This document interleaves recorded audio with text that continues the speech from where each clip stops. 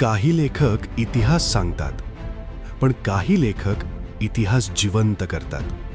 जात धर्म पंथ भेद विषय काहीही न मानता जे थेट भिडतं ते साहित्य. मराठी साहित्यातील असंच एक भव्य एव्हरग्रीन अजरामर लेखक शिवाजी सावंत. काही लेखक कथा लिहितात, पण काही लेखक इतिहासाला शब्द देतात. त्यांचं लेखन म्हणजे भव्यता, गहनता आणि अभ्यासपूर्ण मांडणी. कुठल्याही देशातलं कुठल्याही विषयावरचं साहित्य तुम्हाला रसिकतेनं चाकता आलं पाहिजे, त्याचा आनंद चाकता आला पाहिजे, तसं तुम्हाला लेखक म्हणून लिहिता आलं पाहिजे. इतिहासातील व्यक्तिरेखा फक्त पुस्तकात राहत नाहीत, त्या त्यांच्या लेखणीतून जिवंत होतात. महाभारतातील कर्ण असो किंवा छत्रपतींच्या इतिहासातील तेजस्वी व्यक्तिमत्व, त्यांनी पात्रांना केवळ मांडलं नाही, त्यांच्या मनाचा प्रवास वाचकांसमोर उलगडला.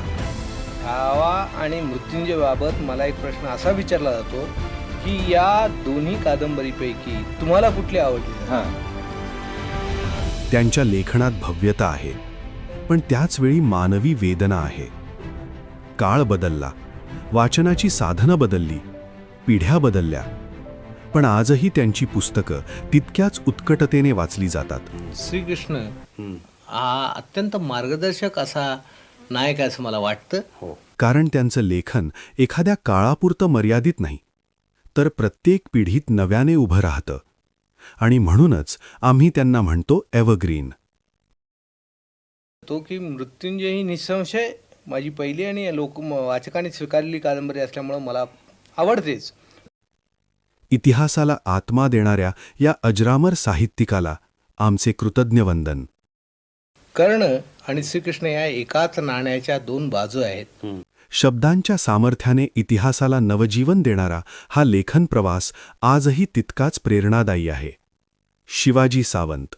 इतिहास, संघर्ष, स्वाभिमान. तरी न्यूनते पुरते अधिकते सरते करून घ्यावे हे तुमते विनवते असे. त्यांच्या कालजयी ऐतिहासिक लेखनाची सर्व पुस्तके आमच्या वेबसाईटवर उपलब्ध आहेत.